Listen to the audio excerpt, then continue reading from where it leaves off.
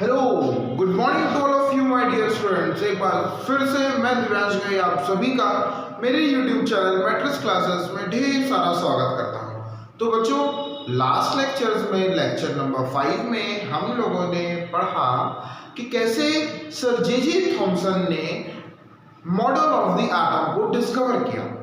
Fine, sir J Thomson ने बताया कि एक एटम है और उसके मॉडल के अंदर equal amount of proton and equal amount of electron embed होते हैं, इसीलिए एटम को इलेक्ट्रिकली न्यूट्रल भी कहा जाता है। फाइन, तो अब इसी एक्सपेरिमेंट को उनके एक junior scientist sir Ernest Rutherford ने क्या किया।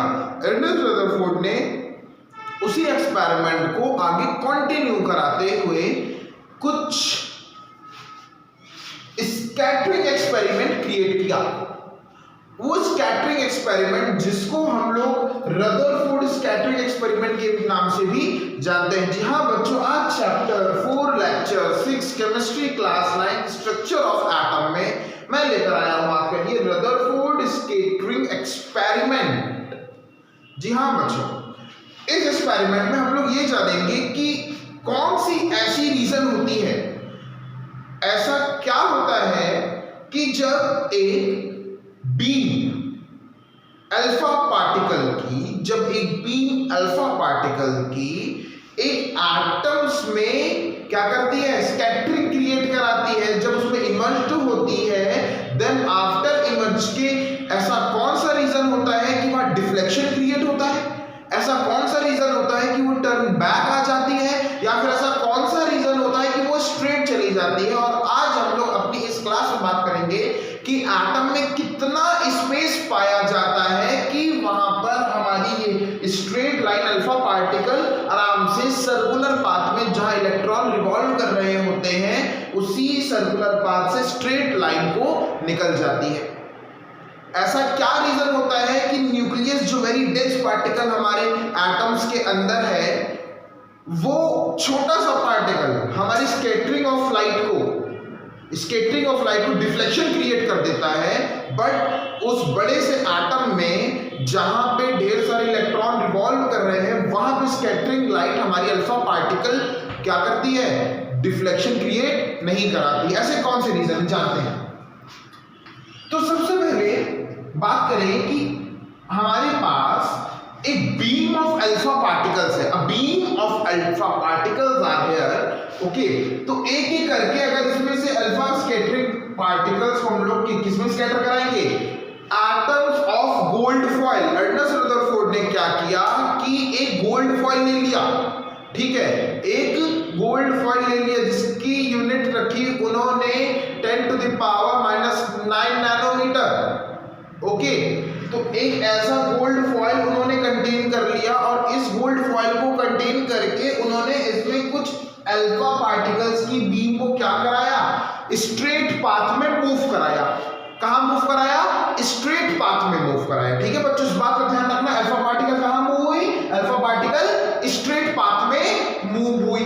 ठीक है, जब स्ट्रेट पाथ में अल्फा पार्टिकल मूव हो रही थी, तो सबसे पहले मैं आपको बता दूं space between an atom of nucleus and the atom. मतलब भाई एटम के अंदर न्यूक्लियस छोटा सा पार्टिकल कंटेन करता है, तो ये 0.1% एरिया कवर करता है in the respect of 99.99% area contain करता है हमारा क्या, इलेक्ट्रॉन। ठीक है बच्चों, जो इलेक्ट्रॉन होता है वो 99.99% एरिया कवर करता है इन दी आवर एटम, और 0.1% कंटेन करने वाला न्यूक्लियस क्या करता है, अल्फा पार्टिकल को डिफ्लेक्शन क्रिएट कर देता है। और डिफ्लेक्शन कितने टाइप से उसने बताई है, डिफ्लेक्शन बताई है, एक स्मॉल डिफ्लेक्शन और एक लार्ज डिफ्लेक्शन। अच्छा, कौन सा ऐसा रीजन होता है कि स्मॉल डिफ्लेक्शन और लार्ज डिफ्लेक्शन क्रिएट होती है, या फिर कब ऐसा होता है कि टर्न बैक हो जाती है? क्योंकि बच्चों देखिए, जो अल्फा पार्टिकल की बीम जा रही है उसमें भी हमको क्या मिल रहा है, उसके अंदर भी रेडियो एक्टिव एलिमेंट है, और उस रेडियो एक्टिव एलिमेंट में हमको प्रोटॉन मिल रहा है। ठीक है, इस रेडियो एक्टिव एलिमेंट में हमको क्या मिल रहा है, प्रोटॉन मिल रहा है। और प्रोटॉन से जब हमारी कोई beam of light, any beam of light, यहाँ पे नाम दिया गया alpha particle, but any beam of light अगर प्रोटॉन से जाएगी और न्यूक्लियस के अंदर भी इक्वल मात्रा में, इक्वल अमाउंट में प्रोटॉन पाया जाता है, तो क्या होगा, लाइट यहाँ पे डिफ्लेक्शन क्रिएट करेगी, because same charges repels each other, opposite charges reflect each other. ठीक है, जितने भी सेम चार्जेस हैं वो क्या करेंगे, रिपल्स होंगे, दूर भागेंगे एक दूसरे से, वहां पे डिफ्लेक्शन क्रिएट होगा।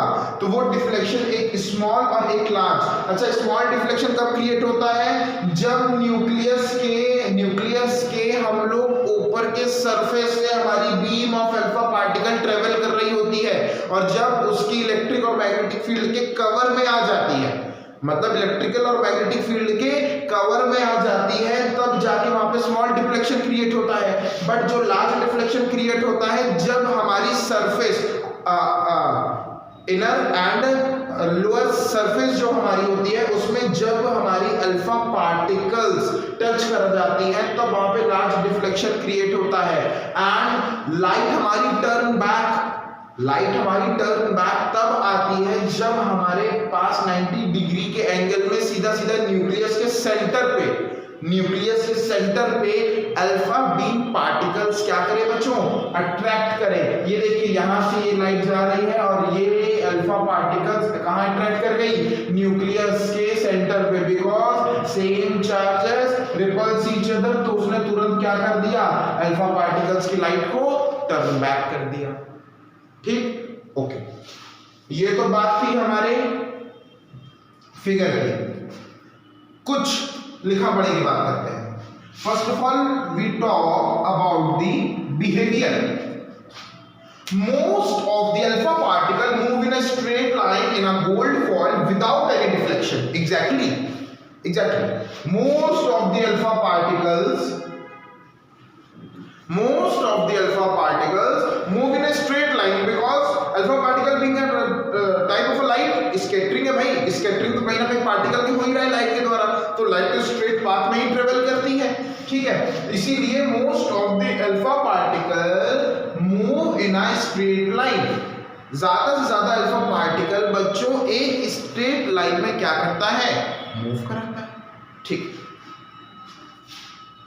Foil in a gold foil without any deflection, बिना किसी डिफ्लेक्शन के गोल्ड फॉइल के अंदर स्ट्रेट लाइन पाथ मूव करा जाती है, क्योंकि उसमें इलेक्ट्रॉन की मात्रा प्रेजेंट होती है जिसकी वजह से वहां पे डिफ्लेक्शन क्रिएट नहीं होता है। समझ गए?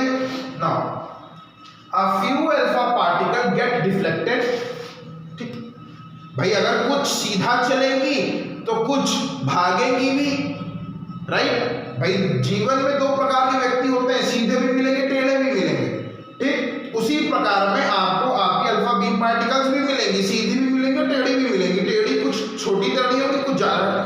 ठीक, तो few are small and few are large। कुछ स्मॉल डिफ्लेक्शन क्रिएट करती है तो कुछ लार्ज डिफ्लेक्शन क्रिएट करती है।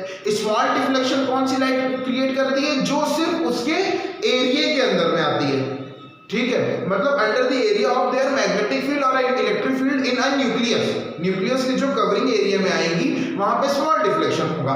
बट जो न्यूक्लियस के सरफेस एरिया को टच करते हुए जाएगी वहां पे लार्ज डिफ्लेक्शन होगा। ठीक है, a very few alpha particle completely rebound hit, और बहुत ही रेयर केस में एक दो अल्फा पार्टिकल ऐसे मिलते हैं जो completely rebound hitting back on the gold foil and turn back on their path।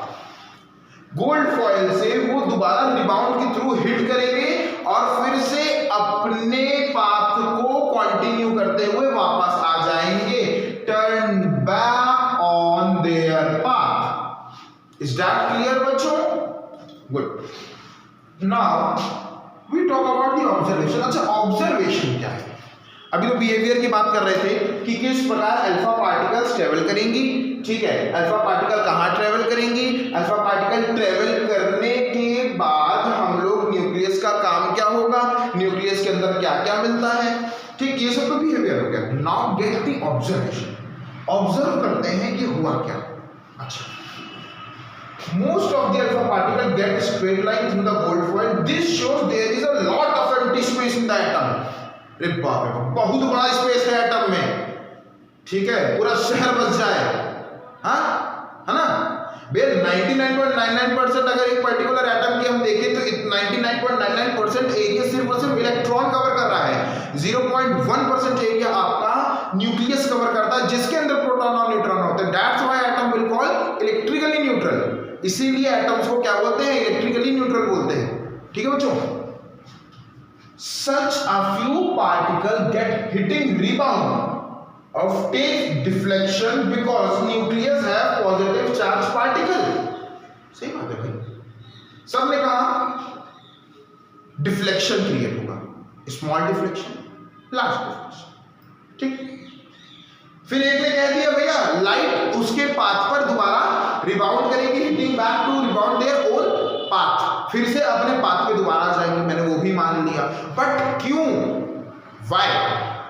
Because जो अल्फा बीम पार्टिकल, ये बीम पार्टिकल ऑफ अल्फा, ये रेज जा रही हैं, ये भी पॉजिटिव के थ्रू जा रही हैं, और अट्रैक्शन जो हो रहा है इनके बीच में जहां पे मिल रहे हैं न्यूक्लियस के अंदर, वहां भी हमको क्या मिल रहा है, प्रोटॉन मिल रहा है। That's why same charges repels each other, that's why they have containing their deflections, ठीक है, यही पे साफ साफ लिखा हुआ है। Such a few particle get hitting rebound takes deflection because nucleus have positive charge particle। ये जितने भी लाइंस मैंने अंडरलाइन करी है ना बच्चों, ठीक है, जितनी भी लाइंस मैंने अंडरलाइन करी हैं इस पे थोड़ा सा ध्यान दीजिएगा, और आप लोग अपने नोट्स को प्रिपेयर करेंगे तो मेरी जितने भी बोर्ड्स के एक्सप्लेनेशन हैं विद डायग्राम्स वो सब बनाते चलिएगा, ठीक है। जो भी बच्चा जहां से भी बैठा देख रहा है उन सभी को हमारे आने वाले एग्जाम्स में, फाइनल एग्जाम्स में इस टॉपिक से काफी अच्छी हेल्प मिलने वाली है। अगर आपसे पूछा जाए tell about the Rutherford experiment, या फिर स्कैटरिंग एक्सपेरिमेंट, या फिर alpha beam particle scattering experiment, कई सारे नाम है प्यारे बच्चों इस एक्सपेरिमेंट के, ठीक है। अगर आपसे पूछा जाए तो आप इतना भी एक्सप्लेन करेंगे अपनी आंसर शीट में तो नो डाउट दिव्यांश सर की गारंटी है मार्क्स आपको पूरा मिलेगा, ठीक है। तो ये था हमारा, सबसे पहले हमने अपने रदरफोर्ड स्कैटरिंग एक्सपेरिमेंट के बारे में जाना, जानने के बाद उनके बिहेवियर के बारे में जाना, उनके ऑब्जर्वेशंस कि क्यों, क्या, कैसे। प्यारे बच्चों कभी भी कोई भी एक्सपेरिमेंट होता है तो उसके ड्रॉबैक्स तब मिलते हैं ना जब हम उसको क्या नहीं करते, एक्सप्लेन नहीं कर पाते। जब हम एक्सप्लेन नहीं कर पाते तब उनके ड्रॉबैक्स मिलेंगे, बट अगर हम एक्सप्लेन कर रहे हैं किसी चीजों को तो ड्रॉबैक नहीं मिलेगा। इसीलिए पर्टिकुलर एक्सपेरिमेंट के क्यों, क्या, कैसे, इन तीन चीजों को जानने की हमेशा कोशिश किया करिए, क्यों, क्या, कैसे। Okay, so thank you so much बच्चों। आज का लेक्चर नंबर 6 यहीं पर खत्म होता है। अब हम कल लेक्चर नंबर 7 लेकर आएंगे और उसमें कई सारे अच्छे एक्सपेरिमेंट्स और कुछ अच्छे फैक्ट्स के साथ मैं दिव्यांश फिर से आपसे अपने YouTube चैनल पर कल मुलाकात करूंगा। Thank you so much.